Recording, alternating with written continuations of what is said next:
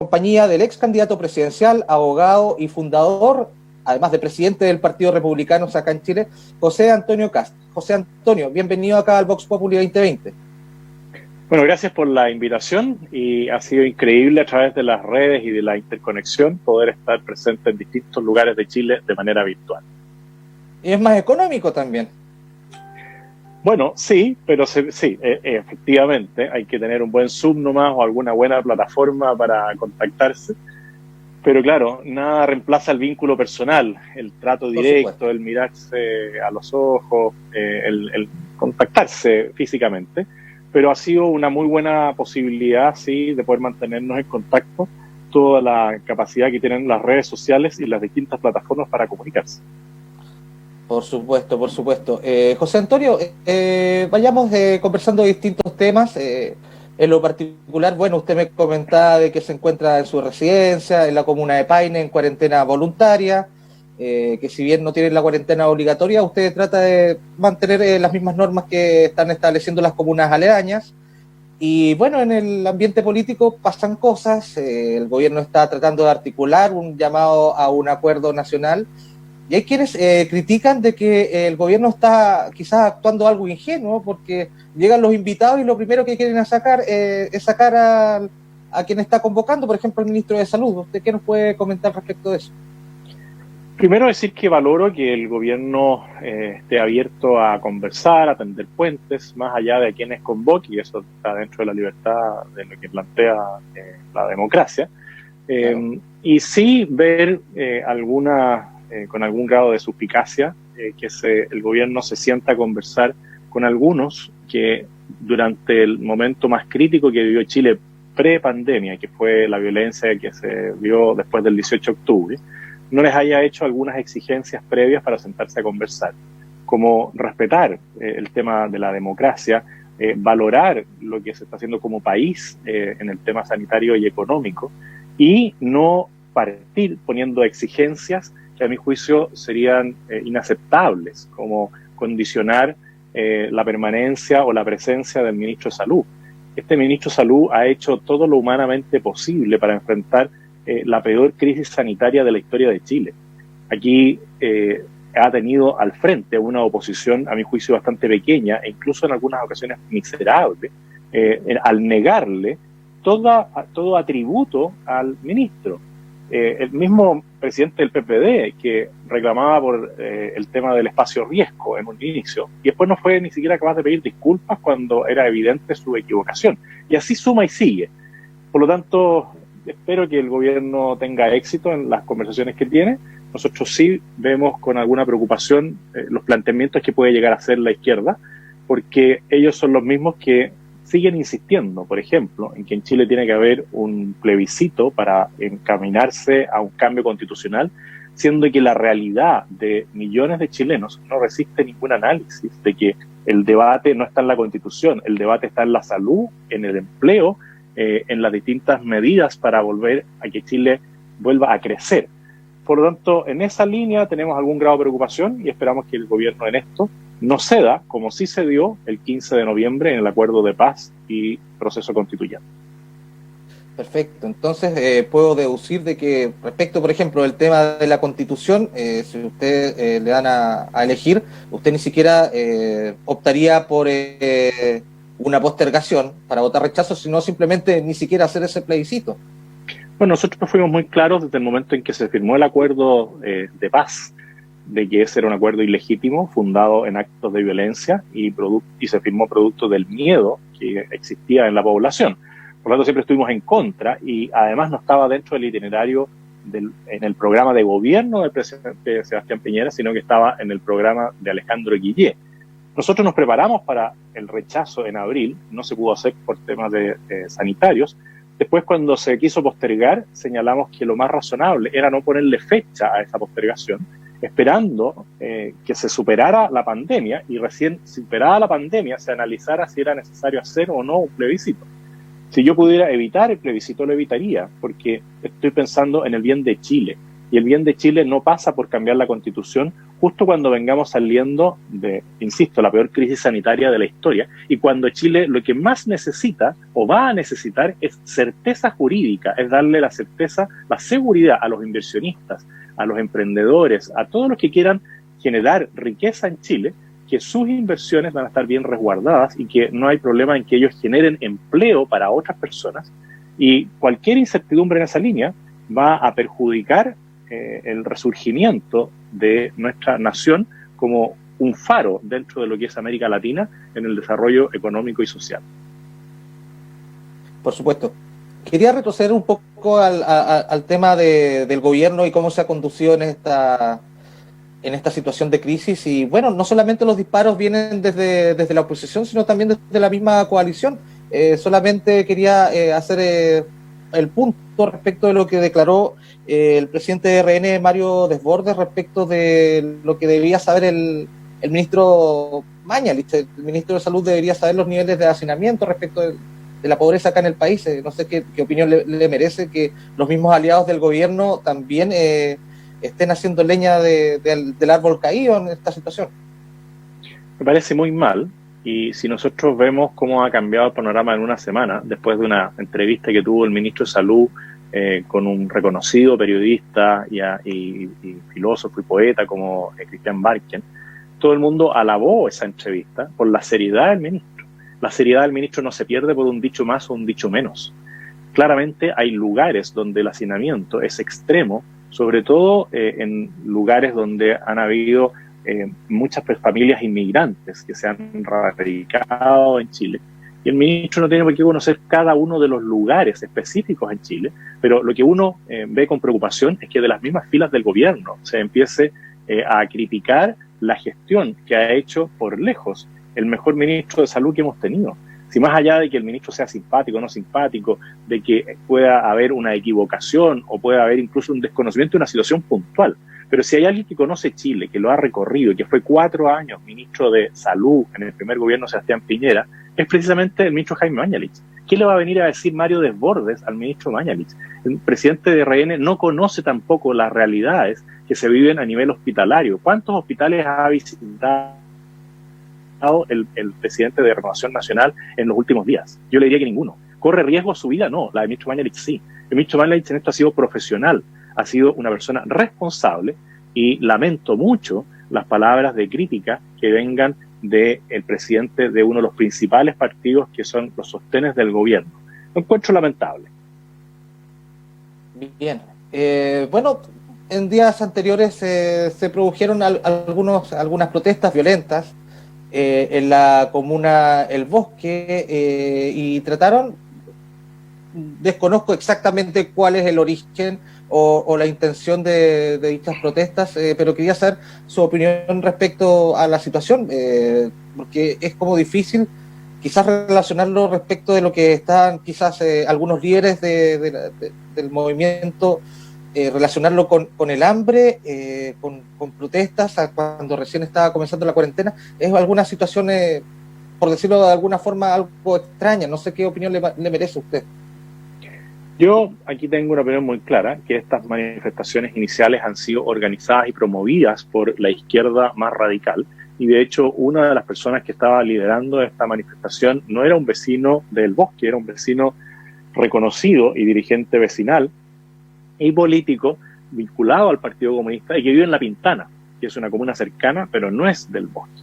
Y las fotos de este señor están en todas las redes sociales, tanto compartiendo con el diputado Jadwe como con la diputada Vallejos, y él fue una de las personas que aleonaban a las personas que estaban ahí. Esto es algo que fue tremendamente organizado y ha sido la tónica en varias de las manifestaciones que han ocurrido, porque si esto fuera una reacción del mundo más vulnerable, estas manifestaciones se podrían haber producido en los distintos comedores sociales que existen al amparo de las iglesias evangélicas, iglesias católicas, de algunas ONG, de la sociedad civil, y no están ahí. Aquí lo que vimos fue violencia extrema, de destrucción nuevamente de bienes públicos, que lo que más hacen es servirle a los ciudadanos. Las manifestaciones, cuando son de verdad por situaciones de crisis de alimentos, de hambre, no son con este grado de violencia que vimos ahí, que nos hace recordar lo que ocurría el 18 de octubre. Por lo tanto, aquí hay una organización hay claramente liderazgos negativos que influyen en la situación, y el gobierno, y además lo que se señala es que lo que usted anticipaba es que la cuarentena recién estaba comenzando. Aquí vimos que hay dirigentes que han pedido cuarentena total a lo largo de todo el país, no importando si hay contagio o no hay contagio en las distintas comunas, y cuando se hace eco la autoridad de esta situación, no pasa un día desde que se decreta la cuarentena para haber una manifestación por desabastecimiento. Y también llama la atención que ocurre justo 2 días después de la cadena nacional, donde el gobierno señala, el presidente, que va a hacer un gran esfuerzo para entregar 2,5 millones de cajas con alimentos. Por lo tanto, no se condice una cosa con la otra. Por último, ellos deberían haber dicho, bueno, queremos ser priorizados en la entrega de la mercadería y evitar así una protesta violenta como la que vimos. Por ejemplo, o sea, por supuesto, yo comparto en parte de dicha situación, al menos me causa extrañeza, toda la situación es bastante extraño, y también después una proyección ahí que había en Plaza Italia, creo que el edificio Telefónica, que reflejaba hambre.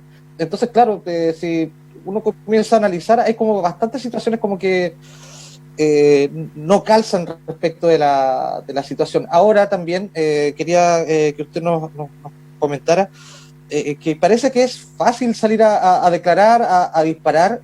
Hace algunos días atrás salió la resolución respecto de la investigación que estaba tratando de esclarecer una denuncia que decía que en la estación Plaza Baquedano había un centro de torturas durante las manifestaciones que se produjeron posterior al 18 de octubre. Y recordar profundamente, reiteradamente en redes sociales llamados de distintos actores políticos, Beatriz Sánchez, por ejemplo, reafirmando esa situación y pidiendo las penas del infierno para los responsables. Bueno, fue así, efectivamente, la izquierda en pleno, sobre todo la gente vinculada al Partido Comunista y al Frente Amplio, no descansaron ni un minuto durante ese día en denunciar que había un centro de tortura en la estación Baquedano. Y ahora que la justicia, después de una investigación, determina que eso era una noticia falsa, ninguno de ellos ha salido a pedir disculpas a la Policía de Investigaciones, a los funcionarios de Carabineros, no, nada. Aquí claramente las noticias falsas son promovidas por algún grupo político al extremo de generar conmoción nacional. Y lo más impresionante es que después los medios de comunicación que hicieron caja de resonancia de situaciones como esta, tampoco cubren la noticia con la misma fuerza que cubrieron la anterior. Por lo tanto, queda en la retina de las personas que aquí se produjeron innumerables abusos por parte de las fuerzas policiales en contra de la ciudadanía, y no es así. Aquí en San Bernardo, que es una comuna vecina donde yo resido, las noticias decían que se había violado a una joven al interior de un recinto de Carabineros, y después, mostrando las imágenes de lo que realmente había ocurrido, esta persona había ingresado a un sanitario, a un baño, se había desordenado el pelo, se había roto la ropa, y cuando sale, porque entró sin ninguna herida, y sale desordenada entero gritando, y todo esto está registrado en las cámaras de la unidad policial. Bueno, se hizo un escándalo respecto de lo que ella denunciaba, y después cuando se muestran las imágenes de lo que realmente había pasado, nunca se dijo nada. Y eso ha sido una constante en varios hechos graves que han generado conmoción en la opinión pública y que después no se aclaran, ¿no? Quedan ahí como una especie de mito urbano que sigue dañando la imagen de estas instituciones que, a mi juicio, han cumplido una labor ejemplar en la defensa del Estado de Derecho y hoy día en la ayuda a las personas que sufren de la pandemia. Claro, también recuerdo otro hecho, un joven que también dijo que había sido abusado sexualmente en un cuartel policial allá en Santiago, y hasta el rector de la universidad, creo que era el rector de la Universidad Católica, salió a defenderlo o a dar por hecho la situación, y claro, después se esclarecen los hechos y queda en nada. Claro, porque este joven además tenía un tema psiquiátrico, o sea, un tema algún tema relacionado con las enfermedades mentales, que son graves y hay que tratarlas así, pero claramente él no sufrió ese vejamen que sostenía y que movilizó al rector de la Católica y a un grupo de abogados defensores de la ciudadanía de la misma universidad. pero después queda en nada y los únicos que salen perjudicados son los carabineros involucrados y la institución misma. Claro, porque en el hecho particular, valga la aclaración respecto del estado mental del joven, pero pisan el palito diversas personas y dan por hecho situaciones que son estas famosas fake news, y bueno, van entorpeciendo un poco la labor política y van enlodando el trabajar, el actuar de las fuerzas de seguridad y orden, en ese caso, que pueden cometer errores claramente, pero se le atribuyen ciertas situaciones que quizás no son. Finalmente, José Antonio, bueno, usted fue parlamentario, quería saber su opinión respecto de lo que es la reelección. Hace pocos días atrás se aprobó, pero pasó a comisión mixta la situación que quieren revisar respecto de que esto fuese retroactivo. Bueno, aquí estamos de nuevo frente a la situación que ha sido constante en la política nacional, que los incumbentes ponen sus propios intereses por delante de los intereses de la ciudadanía. Aquí la ciudadanía, por ejemplo, no quería aumentar el número de parlamentarios y a un sector de la política chilena le dio lo mismo y aumentaron el número de parlamentarios diciendo que iba a mejorar la calidad de la legislación en Chile, cosa que no ocurrió, y vemos que este es uno de los peores parlamentos que hemos tenido en la historia nacional. Y con esto sucede lo mismo. Aquí muchos rajaron vestiduras diciendo que ellos estaban absolutamente de acuerdo con la restricción de la reelección permanente de los parlamentarios, tanto diputados como senadores, pero cuando llega a afectarse su situación personal, bueno, cambian de opinión. Y aquí tenemos en la zona de ustedes un ejemplo emblemático, que es el senador Bianchi. El senador Bianchi ya va a cumplir 16 años de senador de manera ininterrumpida.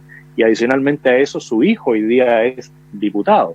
Bueno, yo escuché algunas entrevistas a él donde decía que esta era una estrategia política de la senadora Goich en contra de él. Es como que todo Chile estuviera preocupado de la senadora Goich y de él.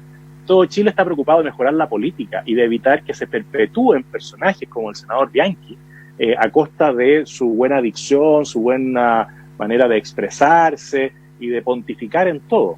Aquí no era una disputa entre la senadora Goich y el senador Bianchi. Es el interés nacional de la ciudadanía de que se termine el abuso en la política, de que se terminen los apernados en la política. Y 3 periodos de diputado y 2 de senador es más que suficiente. ¿Qué quiere el senador Bianchi? ¿Repostularse de nuevo? Bueno, entonces que lo diga francamente, porque él dice, no, yo no me voy a repostular. Bueno, como dicen en el campo, démelo por escrito, porque aquí incluso no podría haber pensado que él podría haber estado dispuesto a hacer un enroque hasta con el hijo, con tal de seguir usufructuando de los recursos de todos los chilenos en base al pago de sus ingresos por los impuestos de todos nosotros. Lo que hizo el senador Bianchi es realmente impresentable a mi juicio. Es decir, yo sí creo que tiene que haber una renovación de la política, pero que no me vaya a tocar a mí. Bueno, eso es lo que destruye la credibilidad en los políticos. Y él ahora sostiene, no, que la gente decida, que la gente que me conoce, que ve que yo estoy trabajando en terreno, vote de nuevo por mí. Déjeme decirle que ya 16 años es como para decir, basta ya, ¿cuánto más quiere estar? Esto es, a mi juicio, absolutamente impresentable. Se debiera haber aprobado con retroactividad inmediata para todos los parlamentarios. Entiendo que para los alcaldes era más complejo porque estamos a puertas de la elección, iba a ser ahora en octubre, y que ellos mismos trasladaron para abril, quizás para matizar también toda esta situación. Pero lo de los senadores y diputados, los senadores en este caso, que se abstuvieron o que se inhabilitaron o que votaron en contra, mirando sus propios intereses, para mí al menos es inaceptable y la ciudadanía tendrá que dar cuenta de ellos en la próxima elección.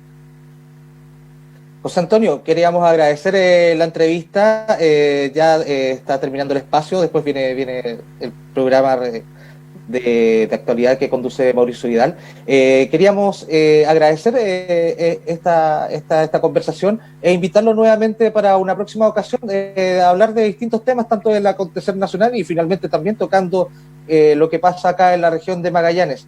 Muchas gracias por el contacto, José Antonio. Muchas gracias a ustedes, que estén muy bien. Bien, y nosotros nos vamos y nos reencontramos el próximo lunes a partir de las 16 horas acá en Vox Populi 2020. Hasta entonces.